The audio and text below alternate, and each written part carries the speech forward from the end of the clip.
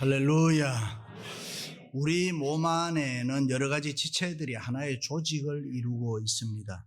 그런데 그 지체들은 언제나 우리 몸이 정상적이 되도록, 건강하도록 노력하는 것입니다.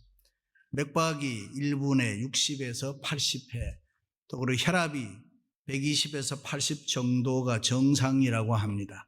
올라가면 고혈압이고 내려가면 저혈압이라고 합니다. 그런데 몸에 어떤 바이러스 균이 들어와서 이상이 생기면은 이 맥박도 혈압도 정상을 벗어나서 달라지게 되는 것입니다.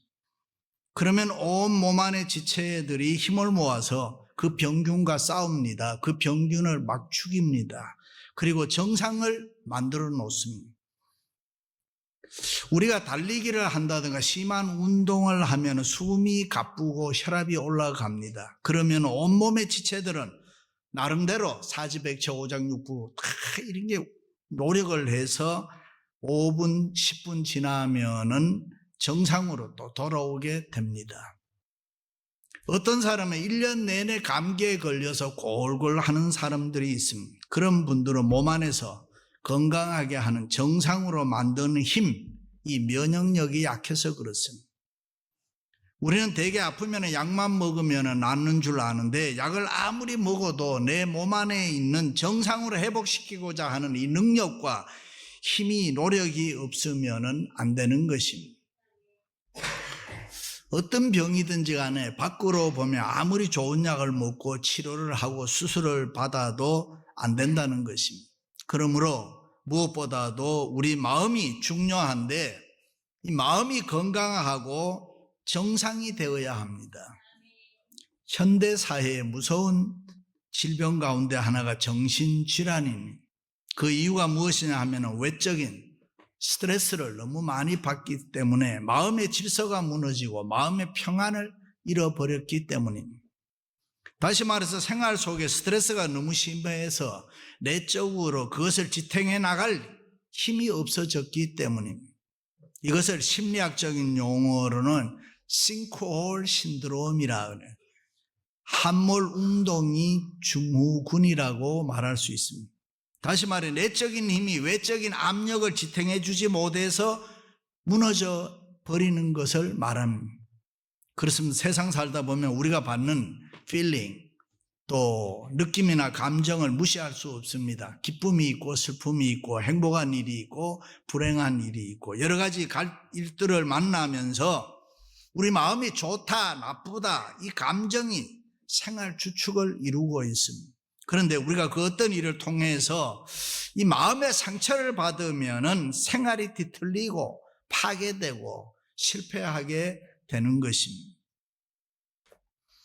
현대인들은 외모로 보면은 사람이 다 멀쩡해 보이는데 자세히 들어가 보면은 영혼의 번민이 있고 정신적 고통이 있습니다. 마음의 아픔이 있습니다. 고통과 괴로움 속에서 심지어 자살도 합니다. 참으로 안타까운 일입니다. 그런데 문제는 이런 마음의 상처를 치료할 의약품이 지금까지 없다는 것입니다. 그런데 성경은 말씀합니다. 사랑으로 행하라. 그러면 살리라. 믿으시면 아멘. 예수 그리스도의 사랑만이 상처투성이의 우리 영육을 치료하고 건강하게 할 수 있다는 것입니다. 믿으시면 아멘. 심리학자들이나 정신과 의사들도 마음의 상처를 치료하는 힘은 사랑이라고 합니다. 우리가 믿는 기독교는 일찍이 예수님께서 하늘의 보좌를 버리시고 이 땅에 오사 우리를 죄에서 구원하시기 위해서 십자가에 돌아가신 그 사랑을 믿고 그 사랑을 전하고 그 사랑을 실천하며 살아가는 사람을 기독교인이라 그럽니다. 그 사랑을 통해서 이 땅의 모든 사람들은 치유받아라. 그 십자가의 사랑으로 건강하게 살아라. 그 사랑으로 행복하게 살아라. 할렐루야. 오늘 사도 요한은 사랑 안에 두려움이 없고 온전한 사랑이 두려움을 내쫓는다 그랬습니다. 다시 말해 두려움이란 마음의 상처에서 오는 것인데 원죄가 있는 인간에게는 포비아가 작게는 75개, 많게는 수백 개가 된다고 합니다. 그런데 그 두려움, 포비아가 모든 질병의 원인이 된다는 것입니다. 그런데 이 두려움을 몰아낼 수 있는 것은 온전한 사랑밖에 없다는 것입니다.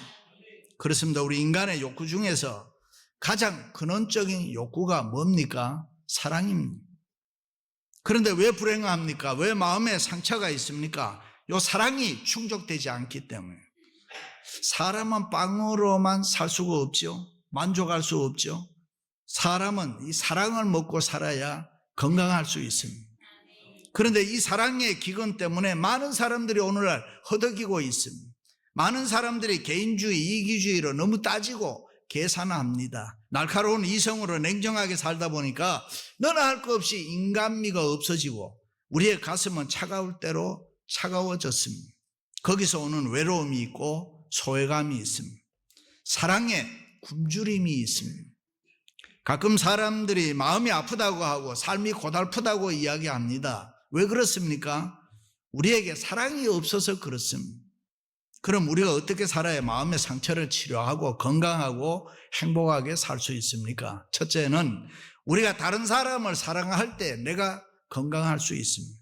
누구든지 하나님을 사랑하노라 하고 그 형제를 미워하면 이는 거짓말하는 자니 하나님을 사랑하는 자는 또한 그 형제를 사랑할지니라. 할렐루야. 하나님이 인간에게 주신 가장 큰 선물이 뭐냐? 사랑입니다. 인간은 서로 사랑하면서 살아가도록 만들어 놨습니다. 그렇다면 도대체 사랑이 뭡니까? 데니스 웨이틀리가 쓴 위대함의 씨앗이란 책에 보면 What is love? 사랑이 뭐냐? Love, L, listening. 사랑은 듣는 것이다. 사랑하는 사람의 말을 들으면 재미가 있죠. 시간 가는 줄 모르는 거예요. 하나님을 사랑하면 하나님의 말씀을 들으면 재미가 있습니다. 은혜가 됩니다. 오버루킹, 눈 감아주는 것이다. 덮어주는 것, 실수, 허물이 보이지 않습니다. 율법이 없어지는 거예요. 은혜만 있는 거예요. 사랑으로 보면은 그냥 예쁜 거예요. value. 사랑하면 가치를 인정함으로 너나 할 것 없이 소중해집니다. 가치가 점점 귀해지고 풍요해집니다. 이 expressing. 사랑은 행동이고 표현이다. 사랑하니까 끌어안는 거예요. 가만히 있을 수가 없는 거예요. 가만히 있지를 못합니다. 사랑하니까 터치하게 되고 봉사하게 되고 열심히 섬기게 되고 무엇인가 하게 합니다. 그런데 안타깝게도 현대인들에게는 이 사랑할 대상이 없습니다. 서로 미워하면서 적대시하고 상대에 대해서 관심이 없습니다. 가정에서, 직장에서, 심지어 교회에서까지 사랑할 대상이 없다고 합니다. 공동체 의식이 없습니다. 부부 사이에도 언제든지 헤어지면 헤어질 수 있다 이래 생각하고 삽니다. 직장도 내가 싫으면 그만두면 된다고 생각하고, 심지어 교회도 마음에 안 들면 언제든지 바꾸면 그만이다라고 합니다. 그러니까 애착이 없습니다. 생명 걸고 살아가겠다고 생각하지 않습니다. 그러나 여러분, 사랑은 목숨을 걸게 합니다. 에릭 프로미슨 사랑의 예술이라는 책에 보면은 그는 사랑의 특성을 5가지로 이야기하는데, 첫째가 관심 가지는 것이다. 그 무관심을 사랑의 반대말이라고 하지. 남자분들에게 한번 물어봅니다. 우리 교회 남자분들이 많으니까요. 남자의 영광이 뭡니까? 남자의 영광은 이 사랑 때문에 죽는 겁니다. 아멘도 안 해. 이 고전 같은 얘기예요. 그런데 많은 경우에 오해를 합니다. 내가 와이프한테 자동차를 한 대 사줘야 되는데, 그거 아닙니다. 자동차 문 열어주는 것부터 하세요. 조그마한 일, 사소한 일에 관심 가지는 것 사랑입니다. 돈 안 드는 것부터 해야죠. 자동차 문 열어주는 게 쉽습니까? 자동차 사주는 게 쉽습니까? 그것도 뭐 어려운 문제인가요? 제가 언젠가 말씀드렸는데, 여자들은 꽃 한 송이나 꽃 한 다발을 받는 느낌이 똑같습니다. 그래서 여자들에게 꽃 한 다발 사주는 남자는 바보 같은 남자예요. 여자는 한 송이면 됩니다. 하나님이 만드실 때 꽃 한 송이나 한 다발이나 분별을 못하도록 하나님이 여자들의 브레인을 만들어 놨습니다. 그래서 한 송이를 자주 사주면은 어떤 사람은 뭐 결혼 50주년이니까 장미 50송이다 100송이다 하는데 바보 같은 짓 하지 말고 50송이를 50번 나눠서 하고 100송이를 100번 나눠서 하면은 그만큼 효과가 커지는 거예요. 그런데 남자들은 뭐든지 한꺼번에 그냥 크게 해치우려고 합니다. 그렇게 하지 마세요. 돈은 아끼고 계속 관심은 가지세요. 그것이 사랑입니다. 둘째는 책임을 느끼는 것입니다. 시골에 살아본 분들은 알겠습니다. 암탉이 병아리를 10마리, 20마리를 끌고 다니다가 공중에 독수리가 나타나면은 막 자기 날개 안으로 품고 성질을 있는 대로 다 냅니다. 그러면은 독수리도 도망을 갑니다. 사랑은 책임지는 것입니다. 셋째는 존중하는 것입니다. 한국 사회는 계급 사회였습니다. 우리나라 초기에 선교사님들이 본국에 보고를 했습니다. 한국이라는 나라가 어떤 나라냐? 방은 조그마한데 들어가면 침대도 없고 의자도 없다. 그런데 그 방 안에, 그 조그마한 방 안에 서열이 분명하게 있다. 윗목이 있고 아랫목이 있고 식구들이 우르르 들어와 앉으면 정해진 자리가 다 정해져 있다. 우리도 미국에 와서 살면서 알고 모르는 사이 많이 변했습니다만 우리도 아직 우리에게 이 상대방을 확인하는 습성이 있습니다. 그래서 보통 사람을 만나면 나이가 몇이냐? 군대는 언제 갔다 왔냐? 학교는 어디를 나왔냐? 그걸 왜 묻습니까? 식당에 가보세요. 사람을 왜 그렇게 쳐다봐요? 계급 사회에 있었기 때문에 우리는 알고 모르는 사이에 확인이 필요한 것입니다. 분명하게 서열을 정해놓고 나하고 거래를 하자는 것입니다. 제가 아는 어떤 목사님은 20년 동안 형님 했는데 나중에 보니까 동생이더래. 사랑이란 계급이 아니고 서로 존중하는 것입니다. 넷째는 이해하는 것입니다. 우리가 살다 보면 가끔 남자도 여자도 갱년기, 주기라는 게 있습니다. 그때는 무조건 이해하면 됩니다. 억지로 풀려고 하지 마세요. 여자가 성질 내면은 어떻게 해야 돼요? 내버려 둬야 돼요. 대개 남자들이 그거를 풀려고 왜 그러냐고 계속 따져 묻는데 그러면 더 난리 납니다. 성질 내는 여자 자신도 모르니까요. 그래서 내버려 두면 때가 되면 돌아오는 거예요. 그러면 문제가 풀렸느냐? 아닙니다. 상태입니다. 다섯째는 주는 것입니다. 내게 있는 것으로 주고 또 주어도 기쁘기만 한 것이 사랑입니다. 계산이 없습니다. 따지는 것도 없습니다. 다 주어도 즐겁고 행복한 것이 사랑입니다. 요즘 노블리스 오블리제라는 말이 유행합니다. 귀족의 의무가 무엇입니까? 옛날 로마의 귀족들은 참 많은 존경을 받았습니다. 왜냐하면 다른 사람을 사랑하고 베풀었기 때문에. 사랑으로 베풀면 오래 갈 수 있습니다. 그렇습니다. 우리가 다른 사람을 사랑할 때 우리가 건강해지고 우리가 은혜 받고 우리가 축복을 받습니다. 우리가 다른 사람을 사랑하면 우리가 살아납니다. 이 세상은 우리 혼자 살 수 없습니다. 우리가 건강하게 살기 위해서는 우리 가족을, 우리 이웃을, 우리 교회를 내가 먼저 사랑해야 됩니다. 공동체가 죽어버리면 우리 혼자 살 수 없기 때문에 예수님이 우리를 향해서 내 이웃 사랑하기를 내 몸과 같이 하라. 어느 병원에서 같은 병으로 두 여집사가 매우 급하게 어려운 수술을 받아야 되는데 마침 한 집사님은 임신하고 있었으므로 해산 후에 수술하기로 하고 다른 여집사가 먼저 수술을 받았습니다. 그런데 때를 놓치지 않고 제때 먼저 수술을 받은 집사는 죽었습니다. 그러나 해산 후에 뒤늦게 수술을 받은 집사는 수술 후에 그 병을 깨끗이 고쳤습니다. 이유가 무엇이냐?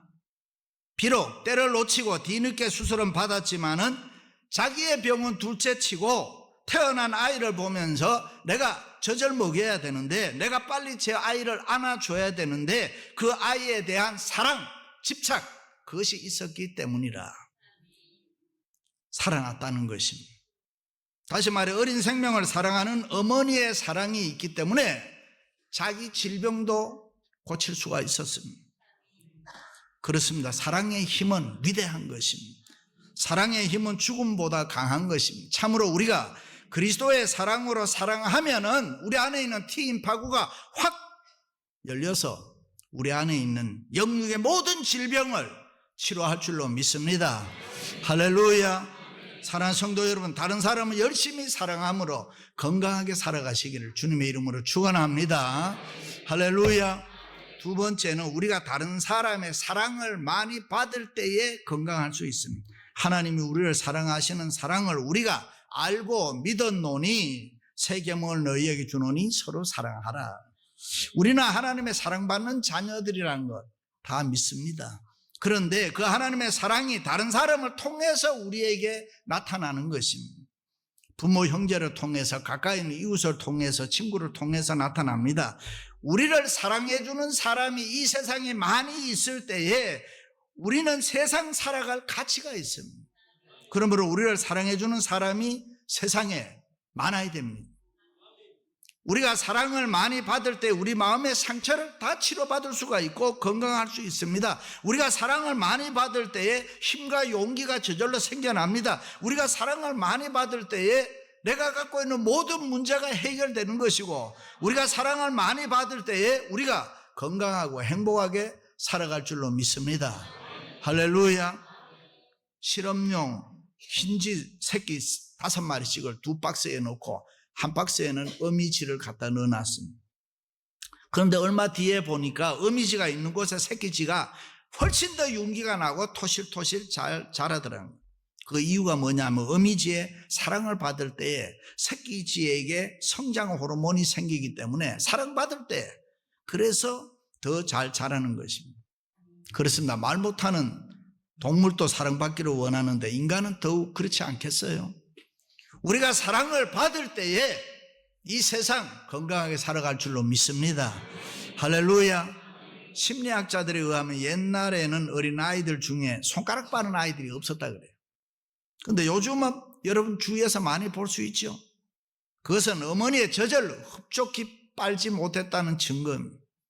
사랑에 굶주린 어린이의 표정입니다. 어떤 장로님이 사업에 실패해서 많은 빚을 지고 하루아침에 비참하게 됐습니다. 그러니까 아내와 자식들 보기에 면목이 없습니다. 내가 이렇게 살아야 되나? 하루에도 몇 번씩 후회를 하면서 죽고 싶다는 생각에 사로잡혀 살았습니다. 그런데 하루는 밤늦게 집에 들어왔는데 불을 환하게 켜놓고 아내 권사님이 이쁘게 화장을 하고 반갑게 맞아주었습니다. 그리고 앞에 앉아서 여보, 세상 사람이 뭐라고 하더라도 나는 당신을 믿습니다. 당신은 결코 나쁜 사람이 아닙니다. 당신은 반드시 일어날 거예요. 나는 당신을 사랑합니다. 이 이야기를 듣고 있던 장로님이 체면이고 뭐고 그 권사님 앞에서 목을 놓아 울면서 세상 사람들이 나를 다 죽일 놈이라고 하더라도 당신이 나의 진실을 믿어둔다면은 나는 다시 반드시 일어날 것이다. 그리고 얼마 후에 장로님이 열심히 사업해서 돈 많이 벌어서 행복하게 살았다. 할렐루야. 그렇습니다. 다 그런 것은 아니지만 남자들은 되게 비슷한 속성을 가지고 있습니다. 여자가 너무 강하게 나오면 무능해지든가 아니면 완전히 정이 떨어져서 나가 떨어지는 거예요. 그런데 여자들은 이것을 몰라요. 자기들처럼 쉽게 마음이 변하는 줄 알고 지나치게 강하게 나올 때가 있습니다. 열린분의 여자분들은 조심하세요. 그렇습니다. 우리는 서로 사랑을 주고받아야 돼요. 사람은 사랑을 받을 때 마음의 상처가 치료되고 건강할 수 있습니다. 사랑받을 때 기쁨이 생겨나고 사랑받으면 누구나 성공할 수 있고. 할렐루야. 결혼 앞둔 자매들이 되게 그래요. 배 나온 남자는 나는 딱 질색이다 그래요. 그런데 그거 몰라서 그래요. 결혼해봐요. 그 배가 얼마나 사랑스러운데. Love handles. 알만한 사람은 알도다. 요즘에는 이 몸무게 재는 저울이 나왔다 그래. 말을 하는 저울이 있다 그래. 몸무게 잴 때 120파운드입니다. 160파운드입니다.